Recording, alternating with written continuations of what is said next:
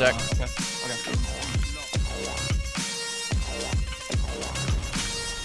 I'm probably dead here. Actually, no, you saved me. Nice. I did not get a shot on him. He's full bottom middle. Pushing out to B right now. Nice Oh, move. fucking awesome, Drew. Keep it up. Oh, one shot. You're fine, you're fine. I have a super from this. Yep. Almost. Big hits! There we go! Don't let him finish the cap. My super? Keep throwing this in there. I have super, Use it. No hesitation. I'm gonna kill them on the spawn. We gotta get the reset too. Literally just touch this. I got the reset. Let me push. Pushing him to the right. Let's go, guys! Keep this shit up. A flag. Shark is one shot. I'm going for the guy B. I'm gonna die today. I'm actually I got you dead. right. I got you. I got. He's one shot. He's still one. I got you. No. It don't Yeah, matter. you're dead. You did it. You fucking awesome game. My bad. The 4 Really good points for the comeback there. ones I was AFK at the start. My bad. It happened. I figured that was a appropriate clip to show that you can have fun in comp regardless of if you win or lose. Just play with your friends, improve, that sort of thing, and maybe don't worry so much about the rank.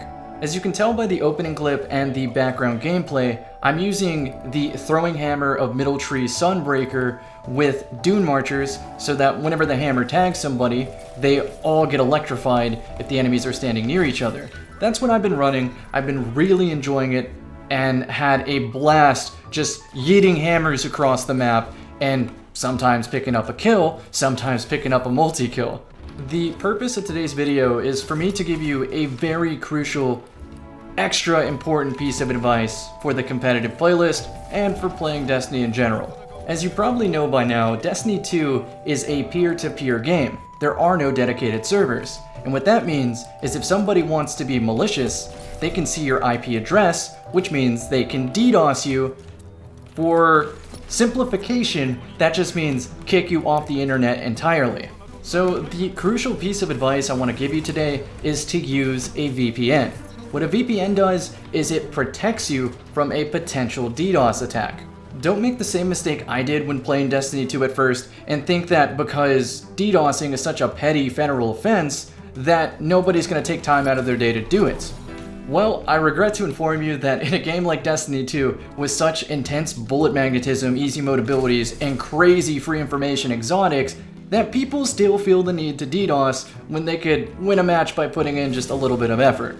But unfortunately for these special individuals, they don't do it because they necessarily want to win, they do it just because it entertains them.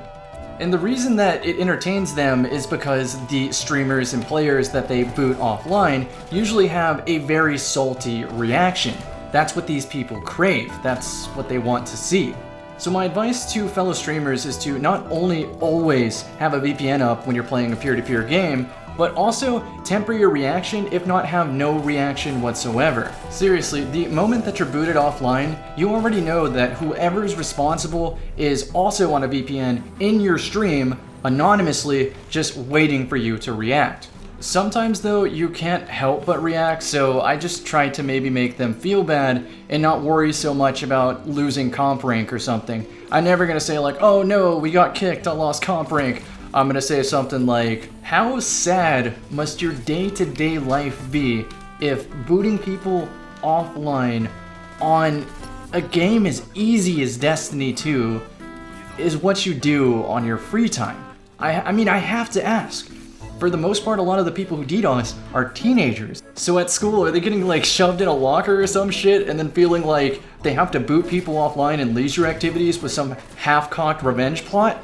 I don't know. But I will say for certain that this is not the way to channel any shitty feelings you may be having. Dragging people down to your level of patheticness is not the solution.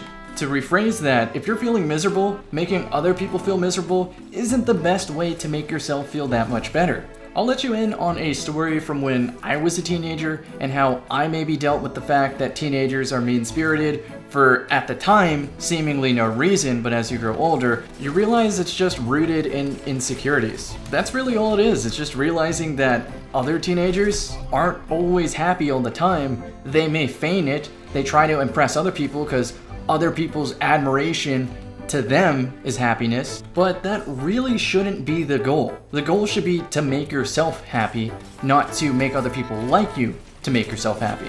To accomplish this, a really good starting point is to not care so much about what other people think. And this is where my story begins. I was around 15 at the time. I was a gymnast, that's what I like to do, but when I moved to Florida, unfortunately, being a gymnast just wasn't possible because I A, couldn't get a high enough quality coach in the area, someone to handle me, and then B, the drive to the actual facility took like an hour. So it wasn't realistic to expect my parents to drive me an hour just to not get coaching high enough quality to progress as a gymnast.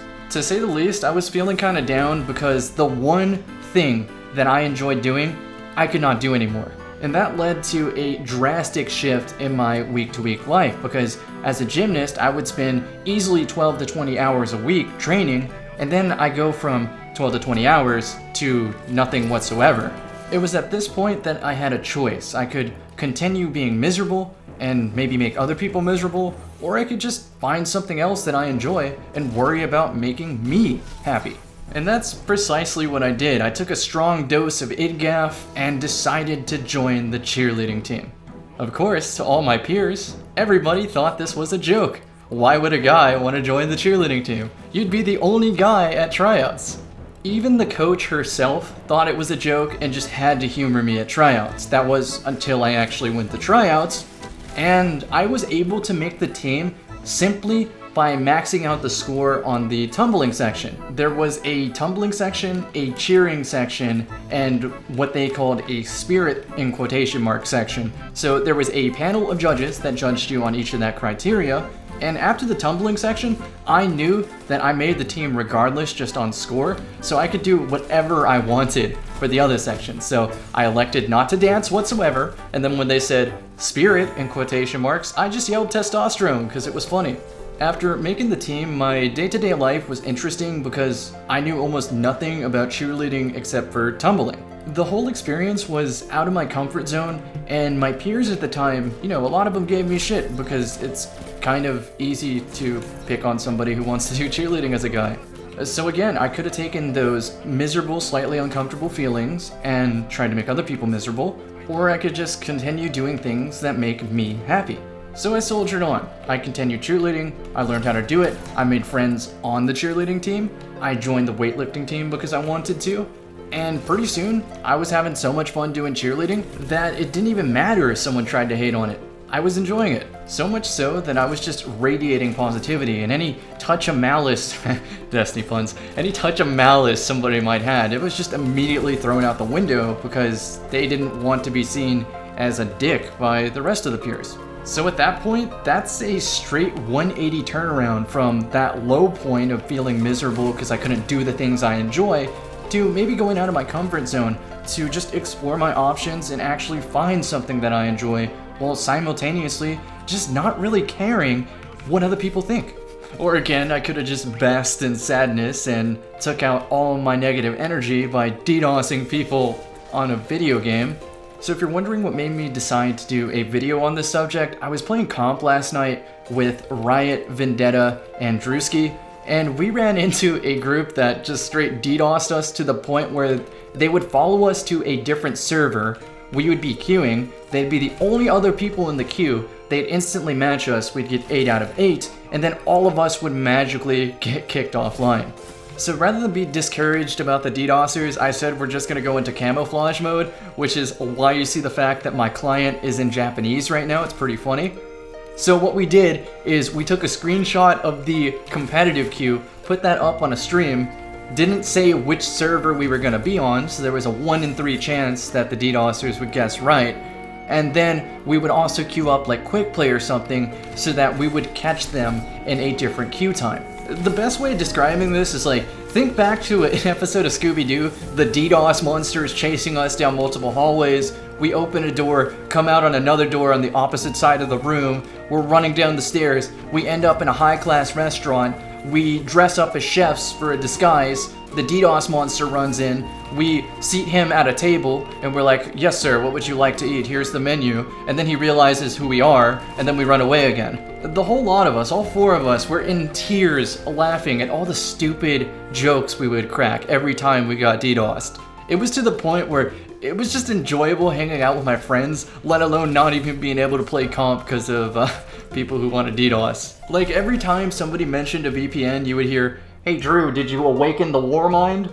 Or Hive suppression field activated, or some Destiny pun like that. It just cracked us up so much that I imagine the DDoSer is sitting there at his computer desk or whatever, just fucking fuming, because he thinks he's gonna get a negative reaction out of us, and we were just genuinely laughing.